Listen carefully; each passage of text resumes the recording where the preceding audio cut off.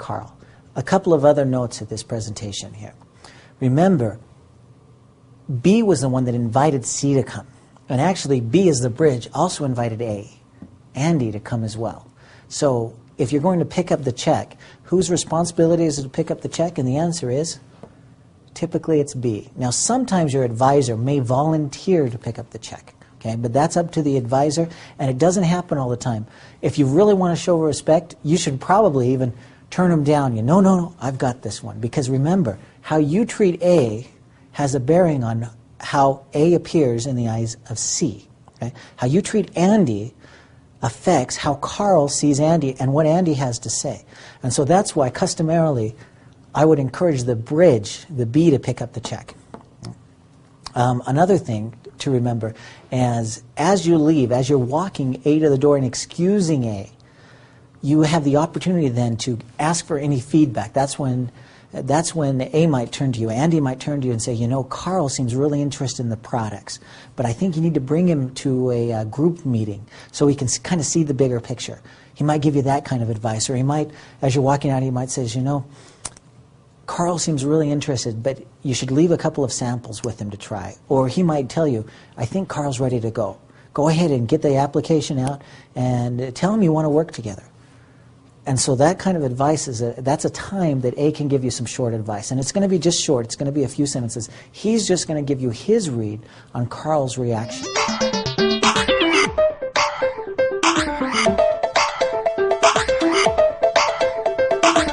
Now, after you've excused A, you go back to the table, and that's when you can sit down again with Carl, and that's when you can say, what do you think? You can turn to him and say, come on, let's do this. We can do this. You make the invitation.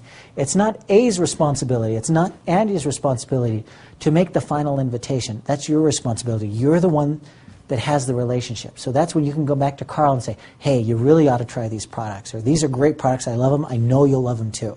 Or you can come back and say, you know, this is a great business. Let's do this. We can do this. And that's when you can make that invitation. Now, there will be some times when you come back to do that follow-up. Follow-up doesn't always happen at once. Okay? Sometimes you'll go back to the table and Carl's just on fire. He's ready to go. It was so powerful and he was so prepared that just that one short meeting, it might have only been 30 minutes, was enough to get him, to help him make the decision that he wants to get involved as well. But other times, he'll need some additional information. He'll need some additional exposure to it as well. And so you can come back and say, hey, that was great. What I'd like to do is bring you to the next meeting so you can meet someone else. Maybe it's not Andy anymore. Maybe it's Alan. You've got a different A that you want to introduce and say, you know, Alan's doing a meeting on Tuesday night. You really ought to come talk to Alan. If you thought Andy was good, Alan's even better. Something like that where you encourage them to come to a second exposure. And that's part of that follow-up. So again, that's not A's responsibility, it's B's responsibility to follow up with C, and then afterwards report to A. After it's all over, give Andy a call and says, Andy, I want to thank you again for coming out. I really appreciate your time. Just to let you know, Carl has started on the products. He's going to be trying the Rebound, and he wants to do the business. So he'll be at the next meeting that we're having on Tuesday night. And that's where you do a follow-up, where you report back to A. Okay? So you've contacted C, Carl. You've brought Carl, C, to meet A. A presents to C. You followed up with C. You report to A. And then, when C's ready to go, C becomes a B.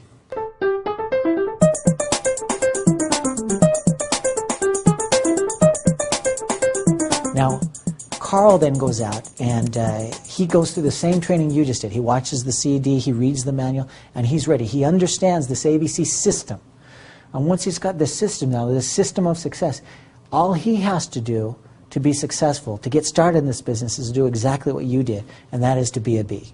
So Carl then becomes a bridge, and he goes out, he makes his contact list, and he starts to contact his people. And when he does that, there are times that you will then step up and become an advisor. And that's one of the reasons it's important when you're doing a presentation that you learn to give the presentation as you're sitting there. Take notes, you know, be interested, learn how to do this, learn what's effective, what seems to work. But there will be other times that you might have other people that can be A's. It doesn't have to be just one A. It can be your sponsor, it can be upline, it could even be crossline. Typically it's your sponsor or someone in your upline, but you can have multiple A's and you will become the A for your people as they start to do the same pattern as well. Okay? Everybody starts as a bridge. The bridge is the most important thing you do. Everyone came in, you were a contact or a client or a customer, you become a bridge, and as you build more bridges, then you'll become an advisor and you'll become an A. And you can have, again, multiple A's. If you have somebody that's got a lot of success in network marketing, you might want to use someone else that's real successful in this business that has a comparable level that they can be your A. And it's generally a good idea to have multiple A's. Sometimes your A's won't be in person. There might be the time that maybe you're sponsored from someone across the country or even from another part of the world. You can get involved in this business and still use an A over the phone. With our new DVDs, with the websites and the things we have online, you can actually do part of this presentation over the phone where you go down there, you sit with them, you watch the mineral story or another DVD, and afterwards you get on the phone with Andy and Andy can talk to Carl. Remember, it's going to be the respect that you show, and you've only got a short period of time there when you're in front of Carl to show that respect. It's best if it's in person, but if it's not in person, it can be over the phone. You can also do this in a group setting. You can say, hey, I really want you to meet Andy. And you know Andy's really busy. So you call Andy up and you say, you know, Andy, this next Tuesday I'm bringing a friend. I'm bringing Carl to the meeting on Tuesday. And I'd like you to say, if you have a few moments, just to say hi to Carl. I'd like him to meet you. And that way, if you've let Andy know that, when you bring Carl to the meeting, Andy can say, Carl, it's great to meet you. I've heard all about you from Bob. So you can do this.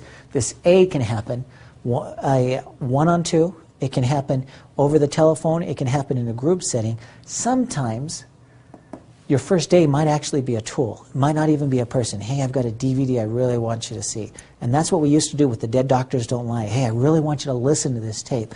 And you don't give them the whole story of the Dead Doctors Don't Lie.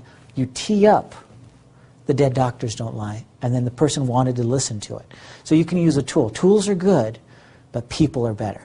So that's the ABC system, and it's the system for success. When you get in this business, get good at being a B. Here's your steps, and as you follow these steps and duplicate these steps, you'll see your organization grow and grow. And you can start to reach those kind of incomes that are your goals in this business as well.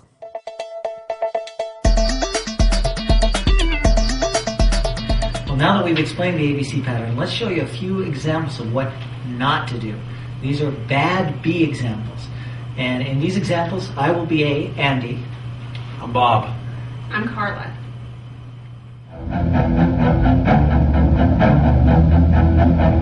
In this scene, Andy and Bob are outside of Carla's restaurant. Andy, Carla owns this restaurant. She's a good friend of mine. I want you to meet her. Okay. All right, come on in. Thanks. Hey, Carla. Hi, Bob. How are you? What brings you in? Oh, just wanted you to meet Andy. Andy. Hi, Andy. Pleasure to meet you. Pleasure to meet you. All right. Well, Andy, why don't you go ahead and take it away? Take it away. Do your thing.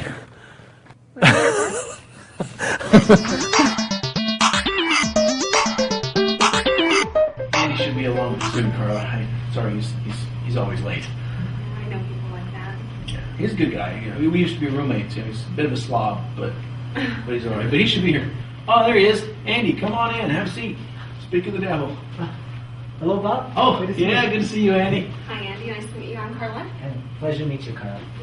You know, Andy met with me a few weeks back, and he roped me into this scam, and I figured if I'm going to do it, you got to do it too. So here we are. Andy. Scam.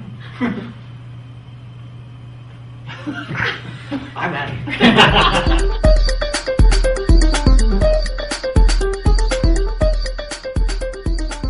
I've seen such a difference. Most people get a lot of energy, even from a single sample.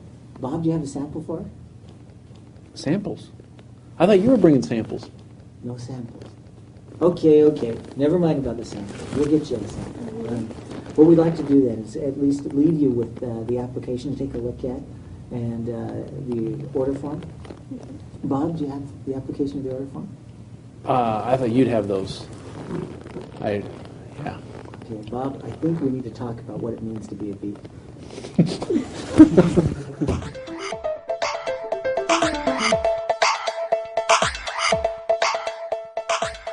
All right, come on in.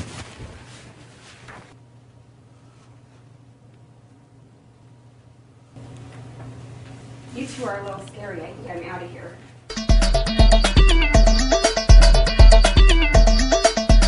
Here's where the minerals come from. They're an ancient plant deposit from millions and millions of years ago in this rainforest in central Utah. It was covered in a thin layer of volcanic ash and lava.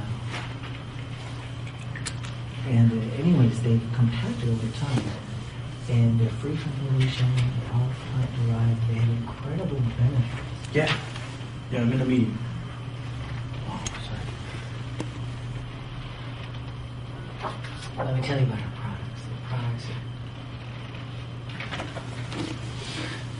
The products, they really make a difference. People use them and love them.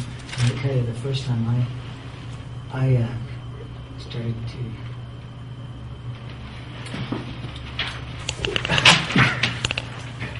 You know, Bob, I think that's a little inappropriate.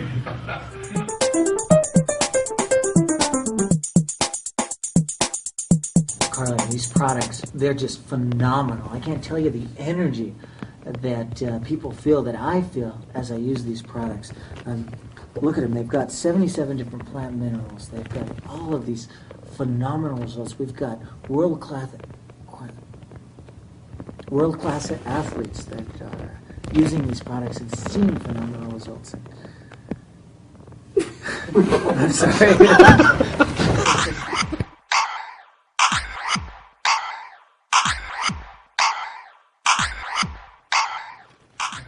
And I can tell you in closing that I've really seen such great results with the products, and people all over the country are seeing phenomenal results with these products. Don't you think so, Bob? Yeah. Well, Bob, why don't you tell us a little bit about your story? Well, I mean, I was just hoping to make some money. You know, I bought the products, spent a lot on them. They didn't really do anything for me, but you know, if you can make money, then. Yeah.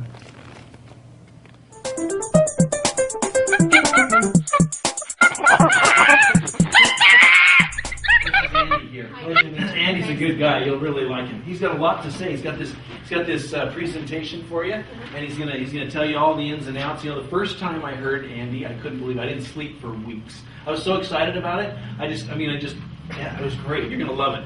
It's really good. Andy's a good guy. I went to school with him. They're good friends. Yeah, go ahead, Andy. All right. Well, Carla, this company was founded by Dr. Joel Wallach. Dr. Joel Wallach's a good guy, too. Yeah, I don't know if you've heard his tape, Dead Doctors Don't Lie. It's a great one. He talks all about people dying and all these diseases and stuff. It's a good tape. I've listened to it thousands of times. Wow. You'll love it. I'll get you one for sure. Go ahead. Dr. Wallach, he was doing this research on animals. He did a lot of research, like years and years of research. He did like autopsies and all this stuff, and like he's pulling insides out of animals, and it's amazing all the stuff he's discovered. Like looking under microscopes, and you're gonna love Dr. Wallach. Anyways, what he found is that animals weren't living how they were supposed to. How long does your animal live? I mean, do you have any pets, like a dog or a cat? Excuse me? How long does your dog live? Like, how long do normal dogs live? I don't know, like 15 years? Yeah, like normal. Like Dr. Wallach, they live longer when they're Dr. Wallach's dogs. Anyways, he started to implement more nutrition in these animals.